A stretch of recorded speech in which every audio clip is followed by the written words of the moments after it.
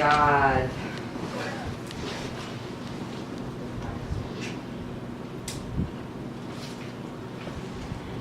I was asked if I accepted Jesus Christ as my Savior, and this is what I had to say to that. Where is it? It's called Universality. I'm conceding to only one point.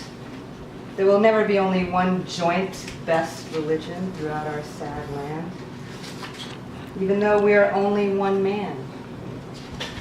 I've known hamsters to eat their own young, and we're better than them? What pure dung. I'm speaking on plasmatic levels. For as many odd gods, there are devils. What is your need for any of those? Life is full of awakening blows that will label dear friends or vile foes and write fables on which to suppose. I'd not worship a snake, nor a lake, nor an old written word, for goodness sake. Now I would ask you to give me a break. Sounds like you'd have me burned at the stake.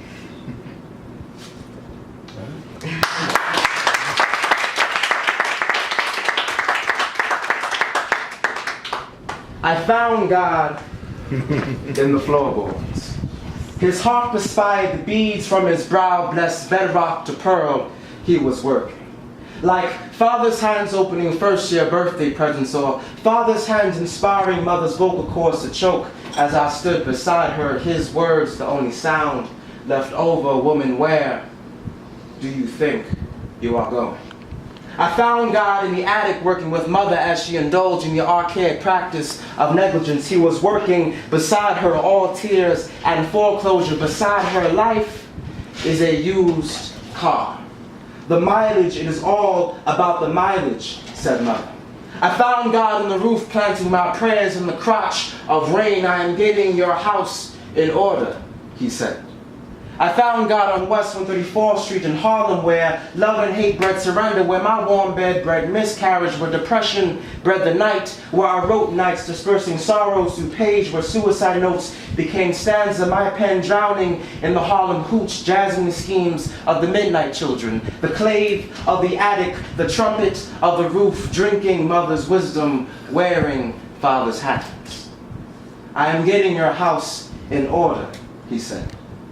Beneath the floorboards, God is working, and there is dirt beneath his nails.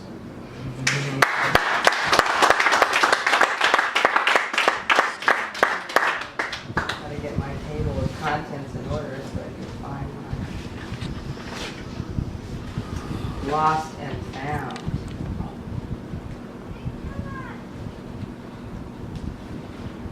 In a large, magnificent hole in the wall, she moves to pass, reads and writes to extol the lost minutes.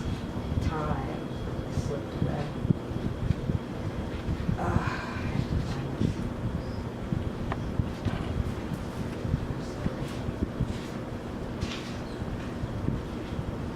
Look how nervous you are.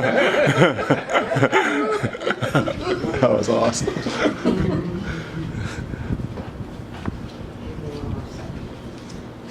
Just one. One Mississippi.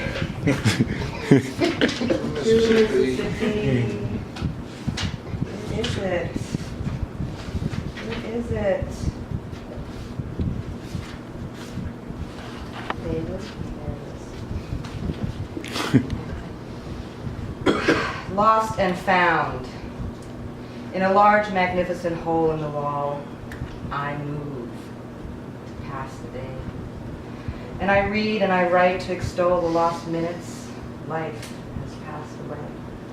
As the weeks spin out of control without breaks, it's time I must obey. And my little mind pays the toll for the stress, chagrin, and disarray. To be dead and gone is my goal. Without shame, I tell the world to pray for the end. Now isn't that droll from this femme fatale? So I live on, filling the role of the one whose hands are tied, or say, but I will die, find meaning and soul on a bridge that takes me either way.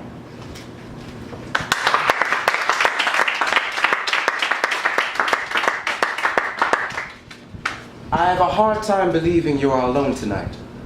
With your wire of smiles and hair full of teeth, your eyes the color of distance and dance full of flowers. Men follow the orders of your shadow strongly into the night. Your legs silent shepherd their service.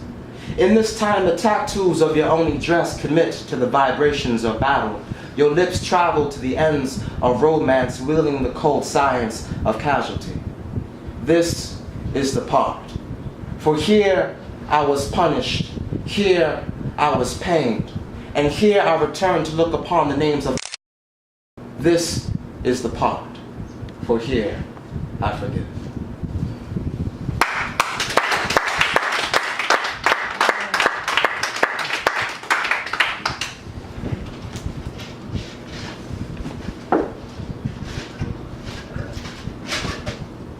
To the touch. My skin emits a heat I feel with cool fingers. Needing the touch of bigger hands, I rub myself about the neck as firmly as I can, imagining the tall embrace of man. But still, it's only my small fingers grabbing on. The illusion lasts for so long.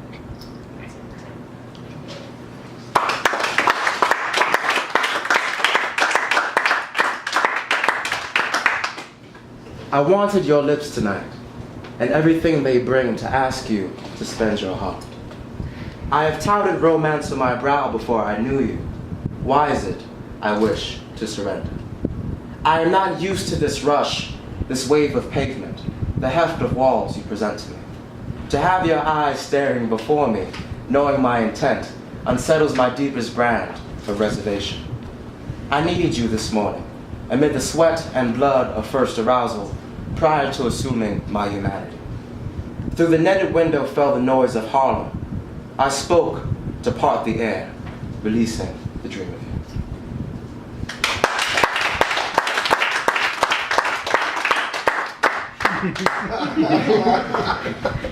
All I need to know. So I gotta fix my pants. I'm getting in a knot, if you know what I mean. All I need to know. You come unannounced in the middle of night. I'm glad and once more reassured. What I mean is that somehow you heard, you felt, you just knew I would think it all right. And I do. All that matters, my lover, is that you are eternally glad to arrive at my side.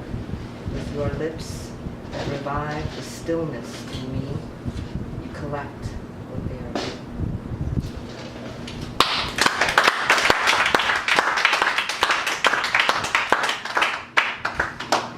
While the night was pregnant, you laid with Polaris to rock the morning.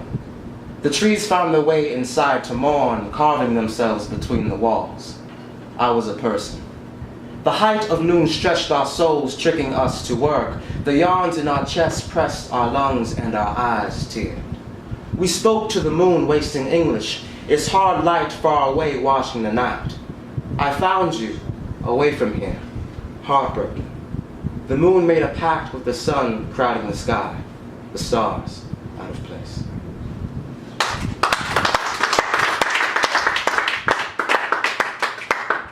That makes me think of two. I like to, because they're short, I'm going to read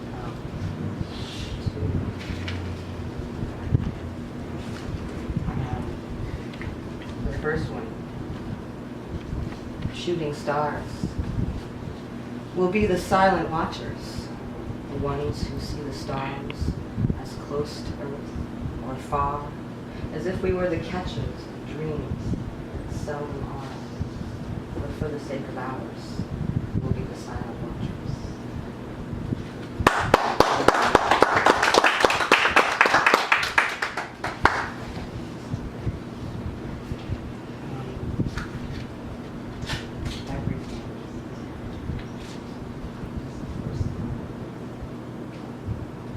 I can't remember how it used to be. If it was you, or was it me who wanted everything? It seems we kept on asking where it was, and searched around and aching. The hardest part of all was not the pain, was the constant wondering, were you my everything?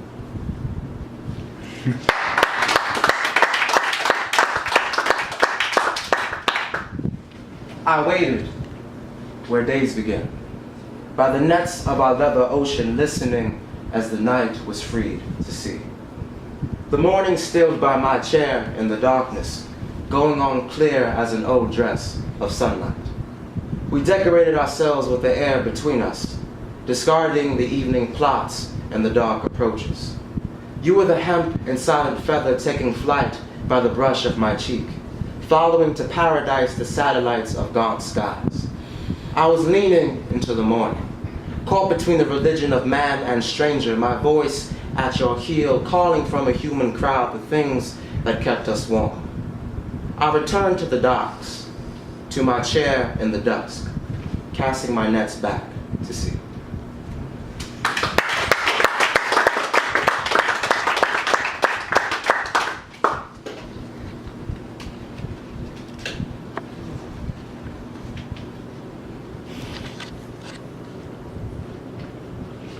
Elusive romance. Why won't I understand what is so plain to see that it is written on my brow? My thoughts are spiraling. I don't know how I will survive. But still, I will remain. Sorry. But still, I will remain until I have kissed with my last bated breath. And still I want to feel this pain and death, so sweet that it could never be in vain.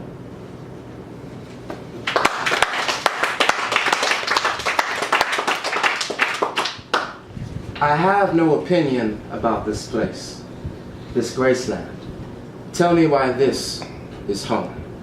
I watch as the kitchen fills the room of your eyes. I bend to fill the remaining. The salesman pitches love to fill the weather of this place, privy to your want for love.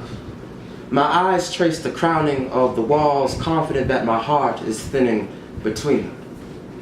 You never complained about our walls, how they held us, how at 50 feet above stone we captured enough air to moan, to mold, and to forget the walls. I will never complain about the sand lawn that forgets our footsteps, or the song of us you do not know how to begin. I will wait amid the nightshades that mix with the shadows you bathe me with. Hips first, breast chasing, to where sin meets the sky, rotting the starlings, turning the late away from us to the place where you hid. And if you should find yourself where you are, know that I was here first, telling you that this was life, apologizing for the sunset, hearing what the walls cannot.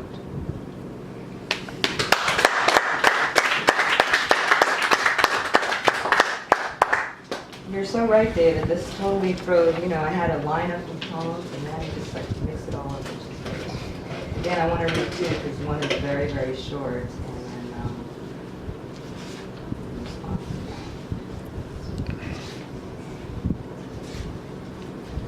my key unlocks the door that you last locked. Home, hang my coat, set the lights. I looked for signs of you, ones you hadn't intended. They are there, and I touch them, what you last touched. And then I want to read like lines.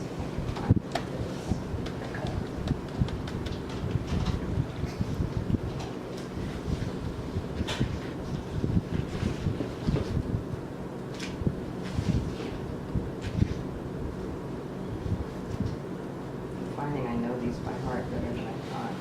Like mines. I am not on the tops of mountains. I'm swimming a wide civilian stream whose currents are insistent on racing towards those looming falls. My toes touch bottom barely, while merciless surges guard the shore. They push my weak resistance, but bide just enough. I catch my breath in moments when postponing that ultimate plunge into the deep. And I scan the rushing surface for others whose toes have touched the bed. And I hope that They are breathing as I am and looking out for me.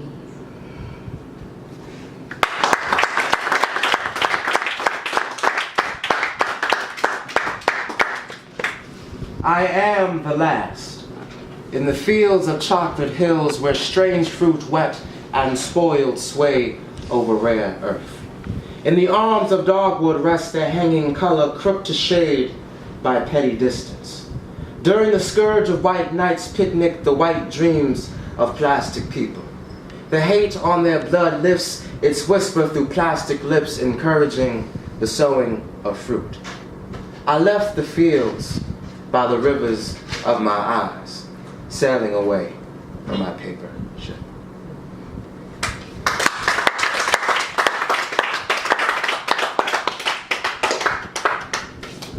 I'd like to be in the Guinness Book of World Records for the shortest poem. This one is a title and a one-liner. And it's going to be longer, but we'll see after a while. It's called Process of Elimination. I am not.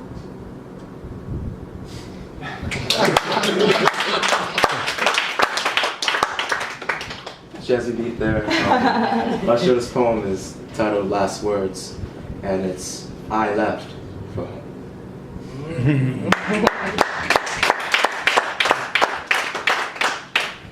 Home.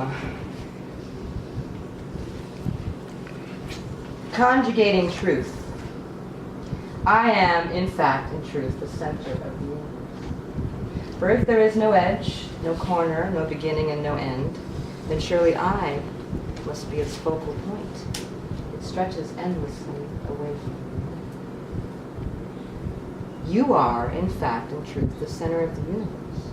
For if there is no edge, no corner, no beginning, and no end, then surely you must be its focal point. It stretches endlessly away from you. We are, in fact, in truth, the center of the universe. For if there is no edge, no corner, no beginning, and no end, then surely we must be its focal point. It stretches.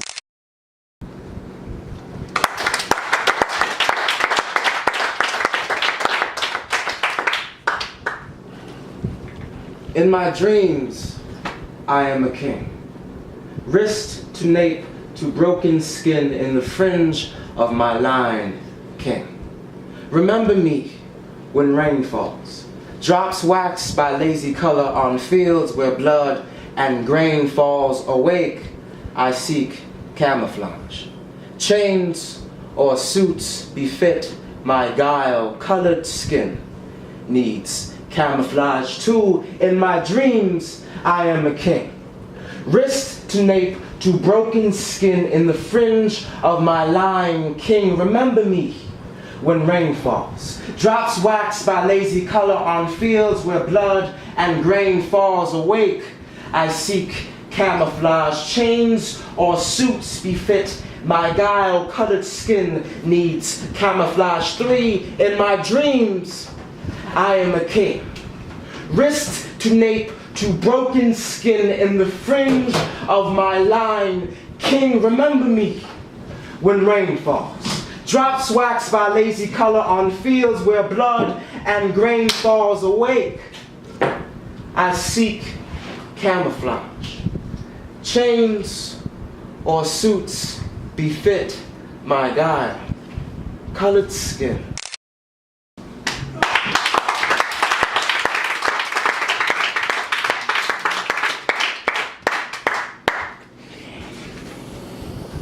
Welcome to the world. It labels the skin tones and conflicts the genders. You cannot change it or go along.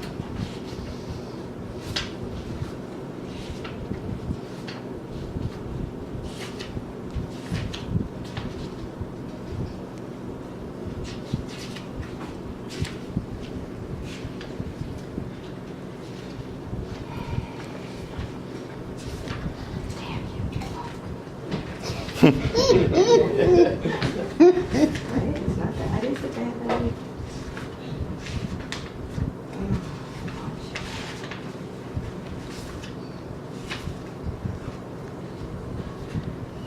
Welcome to the world. It labels the skin tones and conflicts the genders. You cannot change it or go along. Forget the preaching. It travels only so far and doesn't translate well. You cannot join the violence or take the bullet. You cannot help but imagine alternatives. They are there as peace and compassion. You cannot help but rush maturity. There are as quittance and farewell.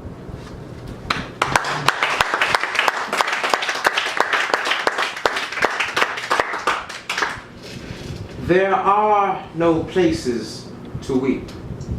Our bled rhythms underscore, drum through stereo headdress, address my people with iron and coffle. There are no places to weep.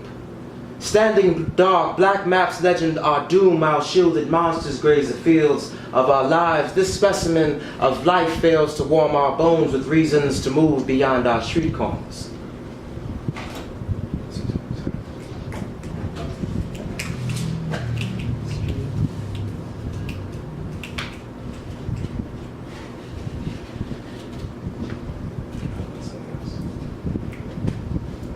I will walk down to the franchise chicken box on the corner of 125th Street and St. Nicholas, where the same crackhead will open my door and ask me for change.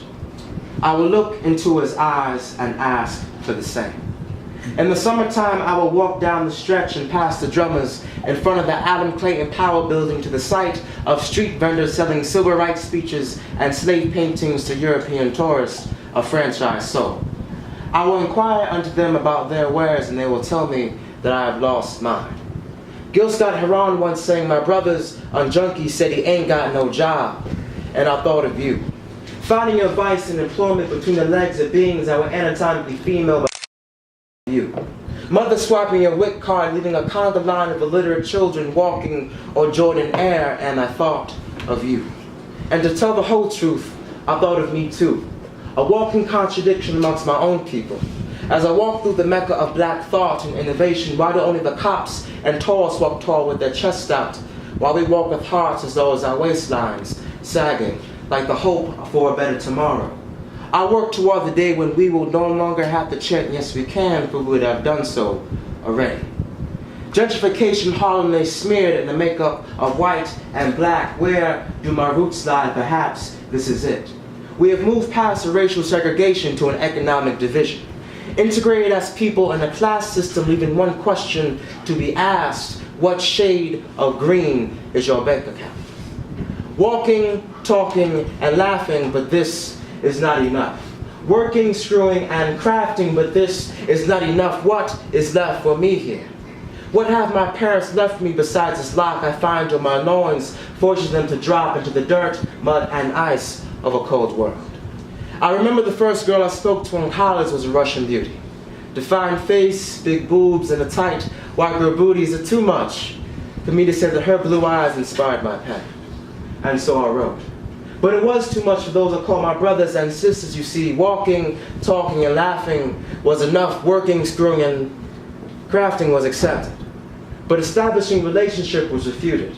As if love and intimacy were to stay within the confines of my own blackness, but for my own, I felt no such thing. I would later find love in the arms of women thick-bodied and mocha grown. However, at times I wondered, had I stayed with Lana, would my soul have grown in the small part of my soul that hums nigger, coon, darky, ape, slave, groid, jigaboo, jungle bunny, kaffir, spade, and spook, but only I am afraid. As I watch generations of hate and maleficence fall, the sound of the Negro spiritual singing, "Go down Moses, way down to Egypt land. Tell O Pharaoh to let my people go. Set me free." And it is then that I take the keys from my heart and set my loins free. Sometimes I wonder, had I stayed with Lana, if I would have appeared to my peers smeared in the makeup of white and black.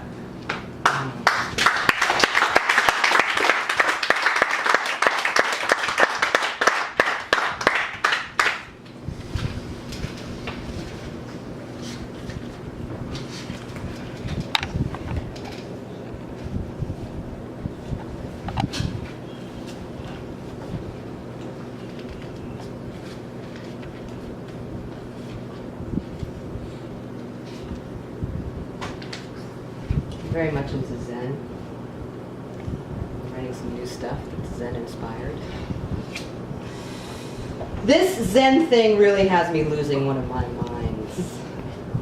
I need that mind to work 9 to 5 in finance, where all the shady Madoffs make their shady Madoff deals, they crash the markets and make a gallon of milk cost whatever it does. I need that mind to stomach the violence that goes on around the globe, from individual crimes to genocides, to cope with the confusion of conglomerates and monopolies. I need that mind in order to be unaffected, desensitized, programmed. But I'm losing it. I'm sitting here without intentions, with only my breath, and I'm having a hard time remembering.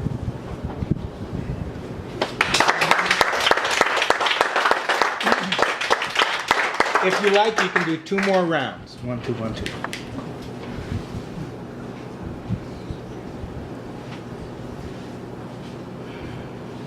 See my dead house, the bowing rain. Heed the music, the mumbled song.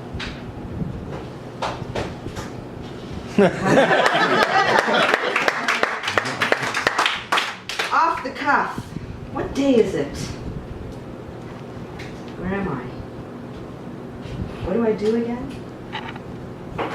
What do I do around here? I ask myself quizzically with that smirk on the left and that crack in my voice. I find it so amusing, these moments of cluelessness, like wrinkled pockets of nothingness, where no answer is always better.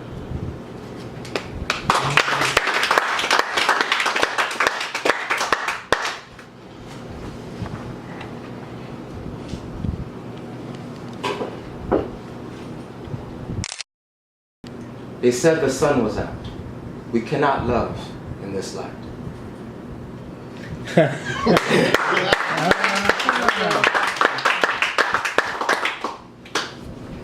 So what? So what of my dull routine, my same old scene where history repeats itself? So what if I never learn? So what if I learn and things still don't change? So what if it's strange that no one understands, that no one stands for anything? So what if it stings, or the bell rings, or the fat lady sings? So what? Zita Zenda! Christopher Graves! Here, take our picture. Take our picture, dude. He still got the. 1, 2, David? Turn around. Let's let Ron to take a picture.